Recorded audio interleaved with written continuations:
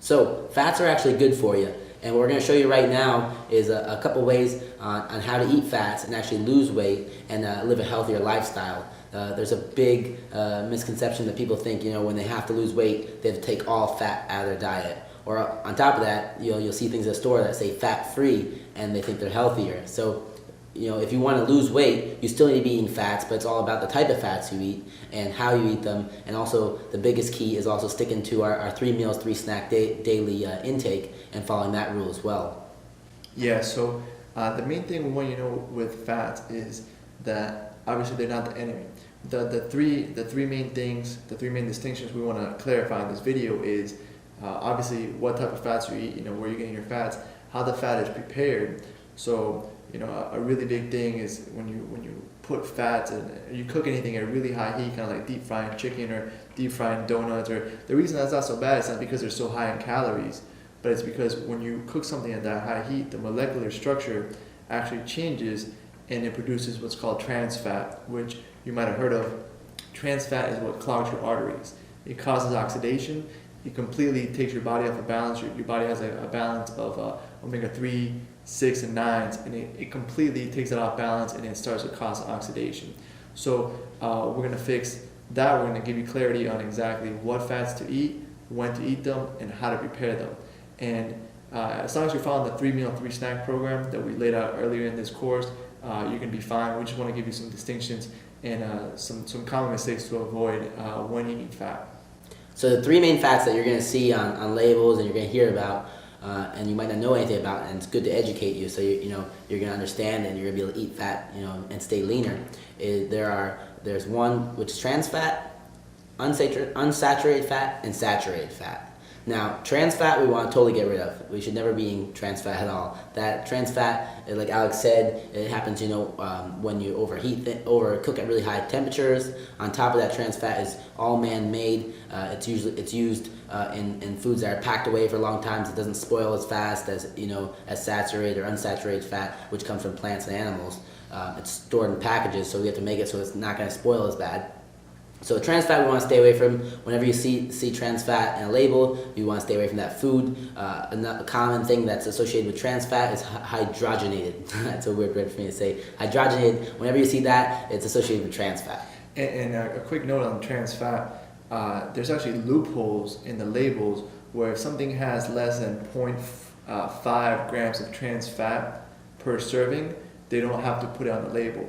So just a common guideline is to avoid anything that's processed, anything in the bakery aisle that's deep fried, or just all those desserts that they might not say trans fats, but if it has 0.4 grams of trans fat per cookie, because a lot of times it's just 1 cookie per serving, you eat 3 to 5 cookies and you have a serious amount of trans fat that will do some serious damage to your arteries. That's a really good point that Alex said. And the best way to avoid this is just like Alex said, stay away from the processed foods. And if you're eating pure right from the refrigerated aisle, the meats and veggies and fruits, there's no trans fat in there. You're not going to get tricked in with the 0.5 gram label trick or anything like that.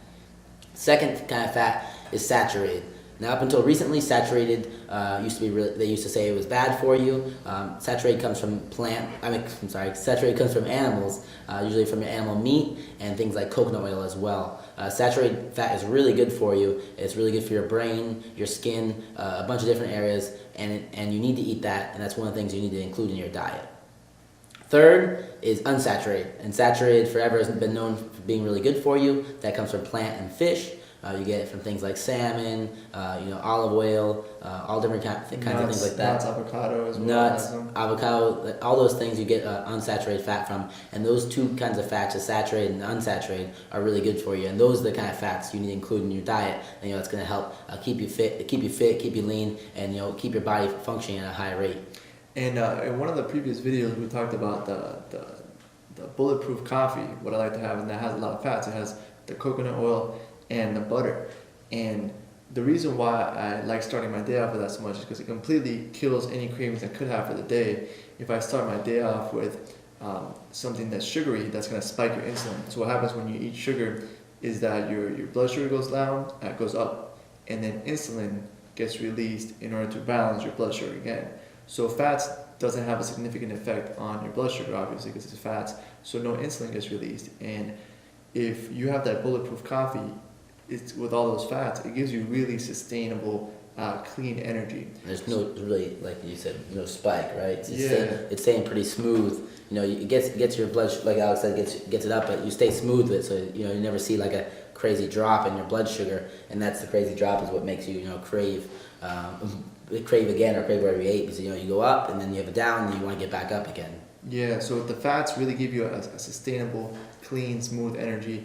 If you have if you ever had sugar like Coke or anything like that, not cocaine but Coca-Cola, it gives you a really a peak and then you crash. Fats give you kind of like a smoother type of energy. That's why I really love that bulletproof coffee. If you haven't seen that video, if you're not doing that yet, make sure you do it. I really get clean energy, and any cravings, anything that I normally do, that I normally used to have throughout the day, for whatever reason, all those fats, the coconut oil and that grass-fed unsalted butter, along with the coffee, really just completely annihilates any cravings I used to have, and it gives me that sustainable, clean energy that doesn't have highs and lows. It's just consistent, really good for working, really good for thinking, and really good for losing weight and melting fat. So how do you stay away from all these bad fats that really clog your arteries and make you feel crummy and ruin your thinking?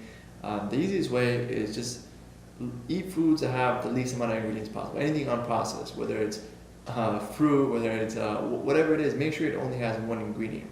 A really good test is if you leave something out for a certain amount of days, how fast does it go bad? So for example, if you leave meat outside, obviously it spoils. If you leave fruit outside, it spoils pretty quickly. Compared to a box of chocolate, like Chips Ahoy cookies. Yeah. They'll stay there for 18 years. Or a bag of chips, or a fast food. You take any of those burgers from one of the fast food joints, the main four, and you put that on the counter. You're talking, we've said this before. It'll stay good for a year. It's packed with trans fat if it has that, and the ingredients in there are endless. You could look at a 5-page spread of the ingredients it has in it. So yeah, you want to minimize the ingredients. Yeah. 1, to stop trans fats and keep the good fats.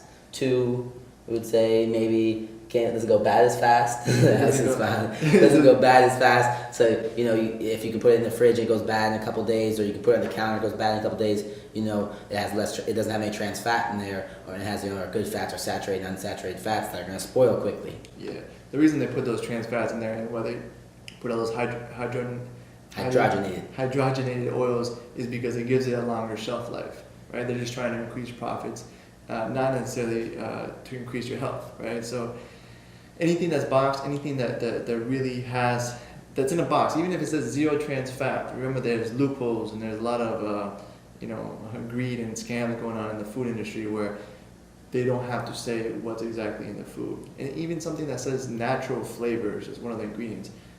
I read that can mean a whole variety of things. Just because it says natural flavors, they're constantly trying to trick you. So the best way to not get tricked is just don't eat anything that's in a box. Don't eat anything that has a list of ingredients that's more than 4 or 5, and that right there, that sums it up. That's the easiest way to take care of it, and you'll make a huge improvement on your fat consumption. When we're talking fat consumption, we still want you eating fats. Fat percentage, depending on what you're trying to accomplish, is anywhere from 20% of 30 to 35% of your daily intake should be fats. So I always recommend right around 25%, put in the middle. So if you just follow those 2 things, the processed foods and things that spoil quickly, you'll make a huge impact on that. And as you can see, we're not scientists. We can barely say the word hydrogenated. We can't even say that word. We've done our research, but for you, if you don't really like, trying to be like a scientist and understand, monosaturated and polysaturated fats, you don't really need to. All you need to do is just understand. You want to limit the ingredients, keep it as low ingredients as possible with words that you can say, and on top of that, you want things that spoil quickly, so you know that they don't have any trans fat in them. All right, so we'll have a little worksheet beneath this video with step-by-step instructions to follow to make sure that you're eating all the good fats, you're getting that sustainable, good energy from fat, you're eating healthy fats that aren't going to clog your arteries, and you're eating fats that are going to make you feel good, give you sustainable energy, and really melt body fat. Ironically, eating fat can help you melt fat because it's not going to spike your insulin, and you'll be able to really feel the difference when you cut out all the trans fats So that's it. Download the worksheet below, and we'll see you on the next video.